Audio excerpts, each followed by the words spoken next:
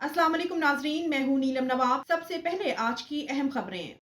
खबर शामिल करते हैं सियालकोट से। स्कॉलर न्यूज के ब्यूरो चीफ मोहम्मद नदीम की रिपोर्ट के मुताबिक ख्वाजा सफदर मेडिकल कॉलेज में रेस्क्यू डेवलपमेंट डबल टू ने हंगामी सूरत हाल में बर वक्त कार्रवाई के लिए फर्जी मशक का इनकाद किया। रेस्क्यू डेवलपमेंट डबल टू ने district emergency officer engineer Naveed Iqbal की जेर निगरानी किसी भी हंगामी सूरत हाल जैसे आग लगने और जलजला आने जैसे खतरात से बर वक्त नबरदाश्त होने के लिए ख्वाजा मोहम्मद सफदर मेडिकल कॉलेज में फर्जी मशक का इनकाद किया। मशक का मकसद कॉलेज में पढ़ने वाले तलबा, असातिज़ा और स्टाफ को तरबियत देना था ताकि किसी भी हंगामी सूरत हाल में सब अपनी जानों को बचा सकें। फर्जी मशक के दौरान आग लगने की सूरत में बिल्डिंग के अंदर फंसे लोगों को बचाने के अलावा बुलंद इमारत में फंसे लोगों को नीचे उतारना, आग पर बरवक्त काबू पाने का अमली नमूना पेश किया गया।